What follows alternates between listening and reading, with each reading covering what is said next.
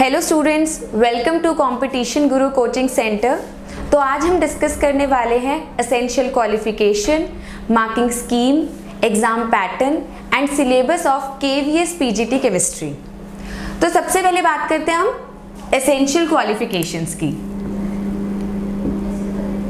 Essential qualification में देखो, PGT exam के लिए एसेंशियल क्वालिफिकेशन में आपको पोस्ट ग्रेजुएशन चाहिए होती है with 50% marks in concern subject. मतलब अगर आप पीजीटी कोई भी सब्जेक्ट है, जैसे कि केमिस्ट्री है तो आपको एमएससी चाहिए होगी, बायो केमिस्ट्री है तो उसके लिए भी एमएससी चाहिए होगी, अगर आप सोशियोलॉजी से हैं तो एमए चाहिए होगी, इकोनॉमिक्स से हैं तो आपको एमए चाहिए होगी, इस तरह से। तो पोस्ट ग्रेजुएशन आपको चाहिए, केमिस्ट्री के लिए आपको एमएससी चाहिए। और जो सब्जेक्ट मांगते हैं, सब्जेक्ट कॉम्बिनेशन, मैंने यहाँ पे लिखा है कंसर्न सब्जेक्ट, तो वो कंसर्न सब्जेक्ट कौन सा होता है? केमिस्ट्री और बायोकेमिस्ट्री। ठीक है। उसके बाद आपके पास आता है कि आपको कितने परसेंट मार्क्स चाहिए? 50% मार्क्स। अगर आपके 50% मार्क्स हैं तो you are eligible for KVS PGT chemistry. और साथ में आपको इसके क्या चाहिए होती है? बीएड,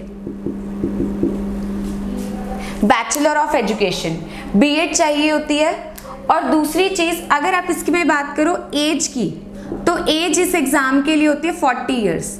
मतलब 40 इयर्स तक के लोग इस एग्जाम के लिए एलिजिबल हैं। ठीक है, केवीएस पीजीटी के लिए एलिजिबल है, तो एलिजिबल कितनी है? 40 इयर्स। और एससी एंड एसटी के लिए एज रिलैक्सेशन होती है, जो भी गवर्नमेंट ऑफ इंडिया में बताई गई है वो age relaxation SC and ST के लिए यहाँ पे होती है।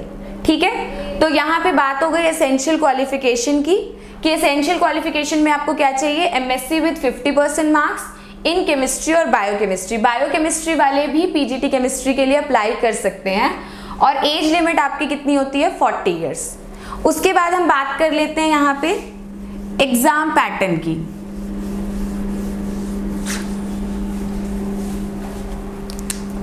एग्जाम पैटर्न में सबसे पहले आपको पता होना चाहिए कि टोटल जो एग्जाम पैटर्न में जो मार्क्स है यहाँ पे, वो कितने मार्क्स हैं? 150 मार्क्स का एग्जाम है ये। 150 मार्क्स का एग्जाम है आपके पास। और यहाँ पे आपका जो पार्ट 1 है उसमें होता है general English, general Hindi. General English और जनरल हिंदी होता है। यहाँ पे मैं बात करती हूँ नंबर ऑफ क्वेश्चंस की और यहाँ पे मार्क्स की। तो 10 क्वेश्चन आपको इंग्लिश के आएंगे, 10 क्वेश्चन आपको हिंदी के आएंगे, और ये दोनों के ही मार्क्स 10-10 हैं। तो मतलब एक क्वेश्चन जो है आपका वो 1 मार्क ईच है। एक क्वेश्चन आपका 1 मार्क्स का होगा। पार्ट 2 में अगर हम बात करें तो आपके पास होता है जीके एंड करंट अफेयर्स। उसके भी आपको 10 क्वेश्चंस आते हैं और 10 मार्क्स होते हैं। रीजनिंग एबिलिटी, उसके भी 10 क्वेश्चन होते हैं और 10 मार्क्स होते हैं। और कंप्यूटर स्किल्स, ये बहुत इंपॉर्टेंट है। आपको नोटिफिकेशन में कंप्यूटर स्किल्स के बारे में जरूर बोला होता है, वहां पे लिखा होता है नोटिफिकेशन में कि आपको कंप्यूटर की नॉलेज होनी चाहिए। तो आपको पता है कि आज के टाइम पे आपका जो भी सिनेरियो चल रहा है, तो आपको कभी ऑनलाइन क्लासेस भी लेनी पड़ सकती हैं, तो इसलिए कंप्यूटर की नॉलेज होना मस्ट है। ये नोटिफिकेशन में लिखा होता है और इंटरव्यू में भी आपसे ये जरूर पूछा जाएगा कंप्यूटर के बारे में। तो कंप्यूटर स्किल्स बहुत इंपॉर्टेंट है। इसके भी 10 क्वेश्चन आते हैं और 10 मार्क्स का होता है। दूसरा आपके पास पेडागॉगी। पेडागॉगी आपको पता है, मतलब टीचिंग से रिलेटेड क्वेश्चन, कि कोई भी कैसे बच्चा कैसे आप बच्चे की पढ़ाई में सुधार कर सकते हो, कौन से टेस्ट को आप डिज़ाइन कर सकते हो, ठीक है। इस तरह के क्वेश्चंस आपको पेडागॉजी में आते हैं। और क्योंकि आप टीचर बनने जा रहे हो तो पेडागॉजी आपको बहुत इंपॉर्टेंट है, टीचिंग पेडागॉजी। इसके 20 क्वेश्चन आते हैं और ये 20 ही मार्क्स का होता है। और उसके बाद आपके पास आता है सब्जेक्ट नॉलेज, सब्जेक्ट कंसर्न। इसके आपको 80 क्वेश्चंस आते हैं और 80 ही मार्क्स होते हैं।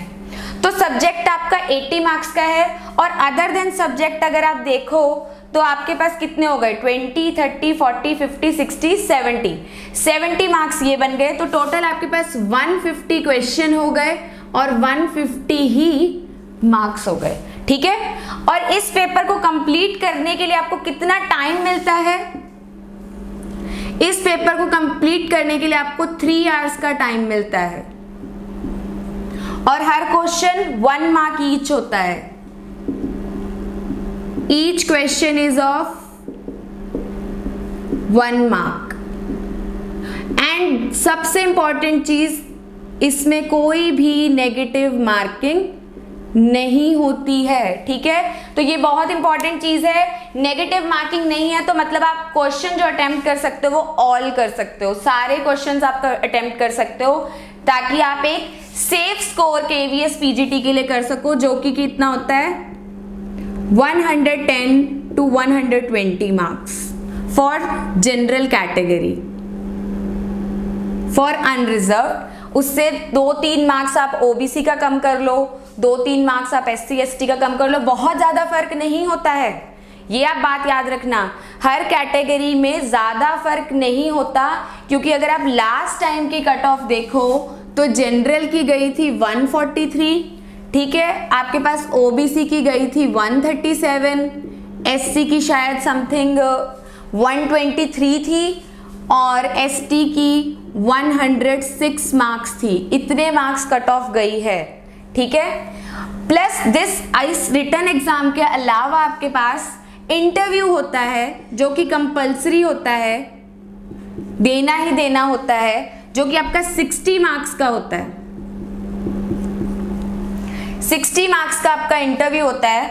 बट जो आपके पास फाइनल मेरिट आती है, फाइनल मेरिट जो आपके पास आती है वो 85% आपका स्कोर, 85:15 ऐसे बोलते हैं। मतलब जो भी आपका रिटन का स्कोर होगा उसका 85% और इंटरव्यू का 15% जोड़ के एक फाइनल मेरिट आती है। उस फाइनल मेरिट के बाद आपका सिलेक्शन होता है। तो सेफ स्कोर अगर हम देखें तो 110 to 120 हमारे पास होता है, ठीक है। तो ये आपका एग्जाम का पैटर्न है केवीएस पीजीटी का। प्लस आपके पास जो मार्किंग स्कीम है वो ये है, ठीक है। ये एग्जाम पैटर्न है, ये मार्किंग स्कीम है, दोनों ही बहुत इंपॉर्टेंट है। आपका other part, other than subject वाला पार्ट भी इंपॉर्टेंट है, बिकॉज वो 70 मार्क्स का है और सब्जेक्ट आपका 80 मार्क्स का है, ठीक है। उसके बाद हम डिस्कस कर लेते हैं अब सिलेबस।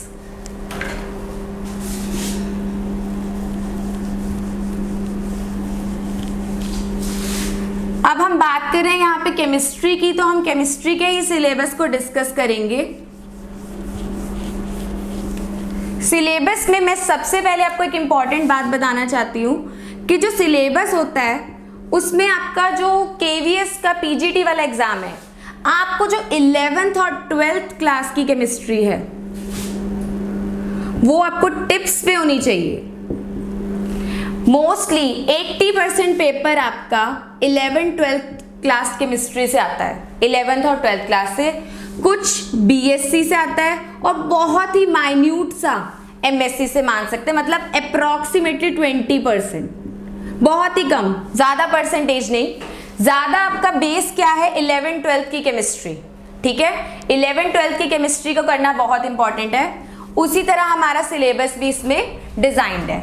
तो हम सिलेबस को देख लेते हैं सबसे पहले, ठीक है। ये बात समझ आई, मतलब जिसको 11th-12th स्ट्रॉन्ग है वो अच्छा स्कोर कर सकता है आराम से सब्जेक्ट में, ठीक है। तो सबसे पहले हम देख लेते हैं यहाँ पे। देखो हमें पता है कि हमारी केमिस्ट्री 3 पार्ट से डिवीजन हो रखी है इसकी, फिजिकल केमिस्ट्री, इनऑर्गेनिक केमिस्ट्री और ऑर्गेनिक केमिस्ट्री। ठीक है भाई, ठीक है स्टूडेंट्स। तो फिजिकल केमिस्ट्री का जो पार्ट होता है उसमें जो टॉपिक्स है हमारे पास वो कौन से होते हैं? Some basic concepts of chemistry. देखो some basic concepts of chemistry में आप basically basic of physical chemistry पढ़ते हो।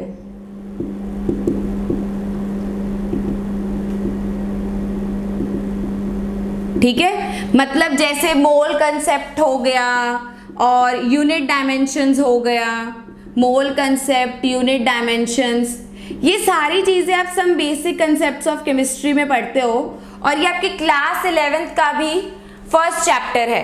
आप सबको पता है कि आपकी क्लास 11th का फर्स्ट चैप्टर होता है some basic concepts of chemistry. उसके बाद आपका आता है स्ट्रक्चर ऑफ एटम।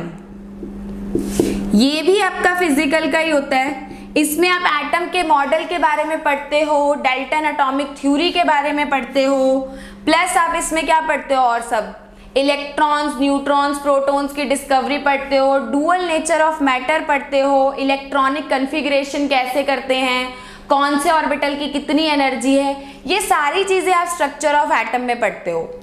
ठीक है, उसके बाद आपके पास कौन सा आता है topic? States of matter.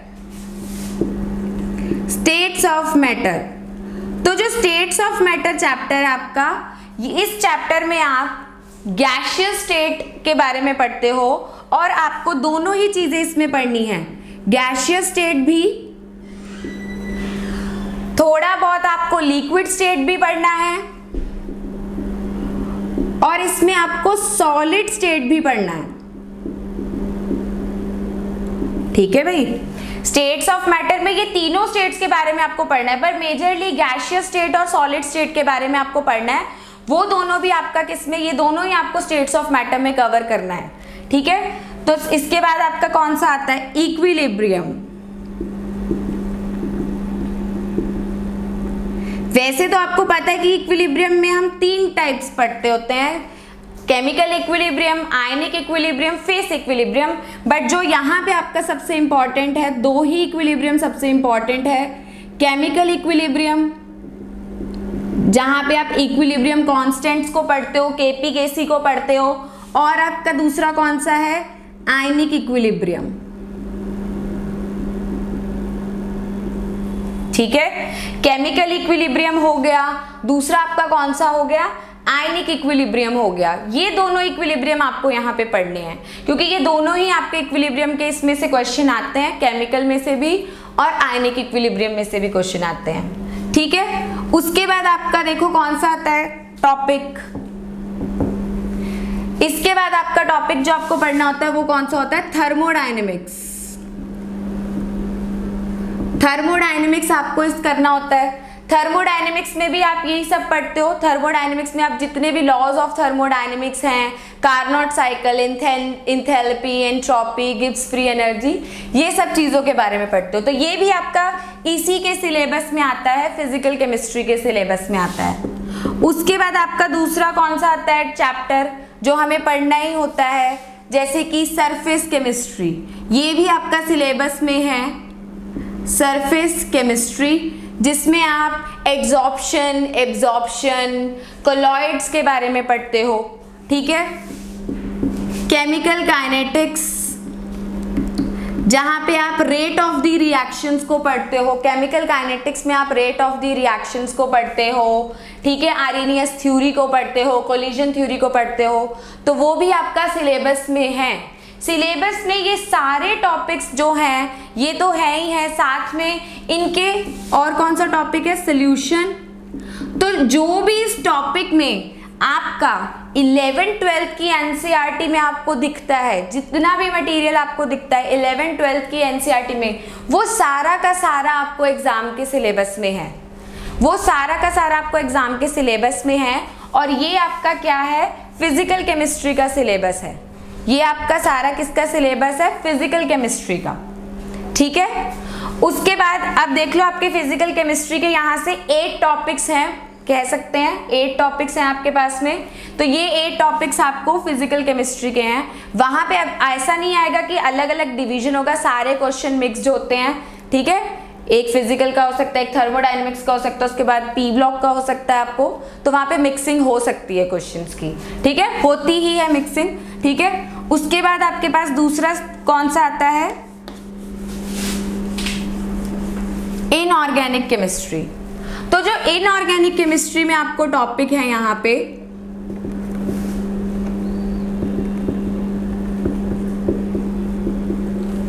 Inorganic chemistry में जो आपके टॉपिक्स हैं वो कौन कौन से हैं, आपको S block elements, P block, ठीक है, डी ब्लॉक और एफ ब्लॉक, ठीक है। कहने का मतलब है जितना भी पीरियोडिक टेबल है वो सारा का सारा आपसे पूछा जाता है, ये सारा आपके सिलेबस में है। पीरियोडिक टेबल मतलब इनकी रिएक्शंस भी आपके सिलेबस में है, जो भी इनकी प्रिपरेशंस हैं, जो भी इनकी रिएक्शंस हैं,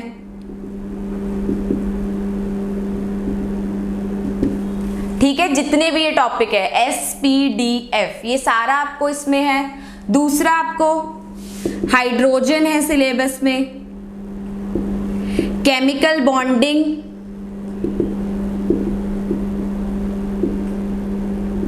केमिकल बॉन्डिंग,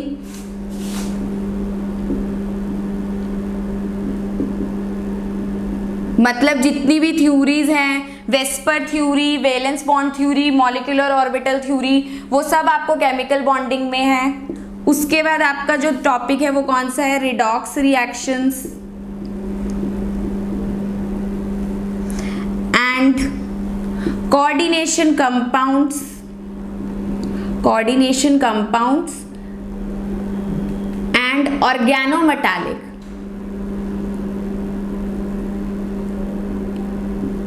ये सारे टॉपिक्स तो आपको जो है जितना भी एनसीईआरटी में आपको सिलेबस दिया है वो सारा का सारा है, बट जो ये वाला आपका टॉपिक है कोऑर्डिनेशन भी आपका एनसीईआरटी वाला ही है, बट जो ओएमसी है मतलब ऑर्गेनोमेटालिक है ये थोड़ा अपर लेवल का आ जाता है, ये थोड़ा आपको वो ग्रेजुएशन से पूछ लेता है थोड़ा सा।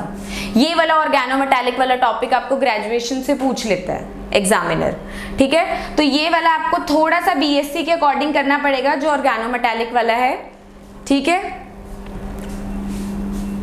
और इसी में ही आपको एक और है general principle of isolation of elements, जो आपका चैप्टर है, जो इस चैप्टर में आप सारी जितने भी मेटल्स हैं उनकी एक्सट्रैक्शन प्रोसेसेस को पढ़ते हो, आयरन, कोबाल्ट, निकल, जितने भी मेटल्स हैं, ठीक है, उनकी एक्सट्रैक्शन प्रोसेसेस को पढ़ते हो। तो ये वाला चैप्टर भी आपके सिलेबस में है।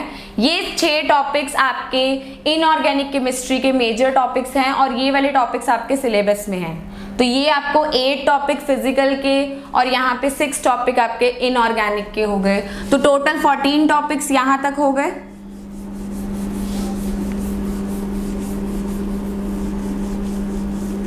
उसके बाद लास्ट में आपका कौन सा है, ऑर्गेनिक केमिस्ट्री। तो ऑर्गेनिक केमिस्ट्री में आपको सबसे पहले बेसिक ऑफ ऑर्गेनिक केमिस्ट्री ही है,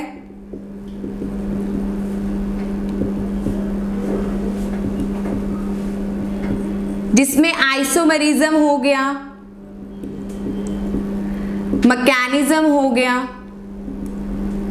ठीक है। ये टॉपिक्स है बेसिक, जो भी आपका ऑर्गेनिक केमिस्ट्री का बेसिक है, आइसोमरिज्म, मैकेनिज्म, ये सारा का सारा आपका सिलेबस में है।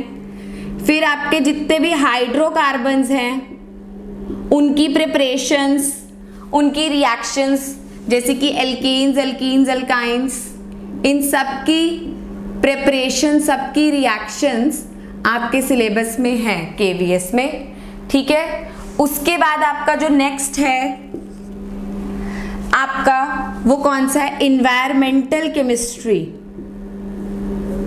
एनवायरमेंटल केमिस्ट्री ये भी आपका सिलेबस में है, जिसमें आप acid rain, global warming, green house effect, ये सब कुछ पढ़ते हो, ठीक है। कौन सी प्रिपरेशंस हैं, मतलब कौन कौन सी रिएक्शंस होती हैं आपकी एसिड रेन में, कैसे कौन सी ऑक्साइड से बनती है, इस तरह के क्वेश्चंस आपसे पूछे जाते हैं। उसके बाद आपका haloalkanes and haloarenes, मतलब जो हेलोजेंस की केमिस्ट्री है, हेलोजेंस में जो रिएक्शंस हो रही हैं, SN1 SN2 वुड्स रिएक्शन आपकी, ये सारी रिएक्शंस आपको पढ़नी है, ठीक है। ये भी आपका सिलेबस में है topic. Alcohols, phenols and ethers, ये टॉपिक भी आपका सिलेबस में है। एल्डिहाइड्स, कीटोन, कार्बोक्सिलिक एसिड, ये भी आपका सिलेबस में है। एल्डिहाइड्स, कीटोन्स, कार्बोक्सिलिक एसिड्स, ये भी आपका सिलेबस में है। अमाइंस, ये भी आपका सिलेबस में है। पॉलीमर, बायोमोलिक्यूल्स, ठीक है। पॉलीमर्स में जैसे कि अमाइंस में आप सब ये सब पढ़ते हो, Hofmann degradation reactions, preparations of amine, ये सारा कुछ आपको सिलेबस में है, ठीक है। पॉलीमर्स में जो भी आपके सिंथेटिक पॉलीमर्स हैं या नेचुरल पॉलीमर्स हैं, उनकी प्रोसेसेस, ये सब आप इसमें पढ़ते हो। बायोमोलिक्यूल्स में आप ग्लूकोज, फ्रक्टोज, उनके स्ट्रक्चर्स, उनकी केमिस्ट्री, उन ग्लूकोज की रिएक्शंस, और जो भी आपके मोनोमर्स हैं, जो भी आपके जितने भी हैं, मतलब अमीनो एसिड्स, प्रोटीन्स, ये सब आप बायोमोलिक्यूल्स में पढ़ते हो, ठीक है। और लास्ट जो इसका टॉपिक है वो केमिस्ट्री इन एवरीडे लाइफ,